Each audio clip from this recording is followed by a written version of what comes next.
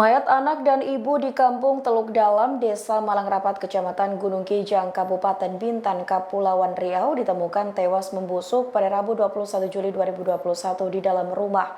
Sebelum ditemukan meninggal dunia, keduanya disebut sempat mengeluhkan sakit demam dan juga batuk.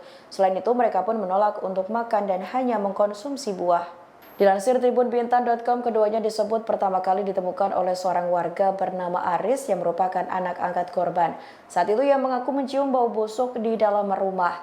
Ia pun lantas mengintip dari jendela. Betapa kagetnya ia melihat kedua wanita tersebut dalam keadaan sudah meninggal dunia. Menurutnya, jenazah ditemukan di tempat yang berbeda. Korban yang diketahui bernama Yulia Agustina, 54 tahun, dan juga sang ibu diketahui bernama Yusniar, 70 tahun. Yulia disebut ditemukan meninggal di atas kasur, sedangkan sang ibu ditemukan tergeletak di lantai dalam kondisi tak bernyawa. Seusai kejadian tersebut, Aris pun langsung melaporkan kejadian ke pihak RT yang kemudian diteruskan ke pihak kepolisian. Kapolsek Gunung Kijang Ibtu Melki Sihombing mengaku masih melakukan penyelidikan. Sebelumnya, kedua korban sempat mengeluhkan batuk dan demam. Selain itu, mereka juga sempat menolak makan dan memilih untuk mengkonsumsi buah. Kedua jenazah pun langsung dibawa ke RS Raja Ahmad Tabib dan kemudian dikebumikan. Melki menginformasikan bahwa dari hasil olah tempat kejadian perkara tidak ditemukan benda mencurigakan selain barang-barang milik korban.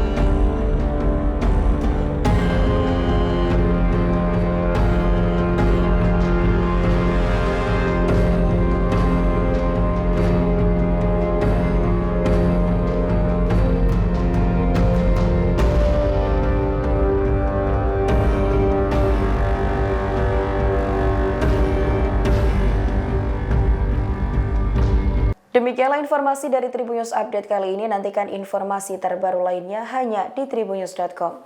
Terima kasih sudah nonton. Jangan lupa like, subscribe, dan share ya.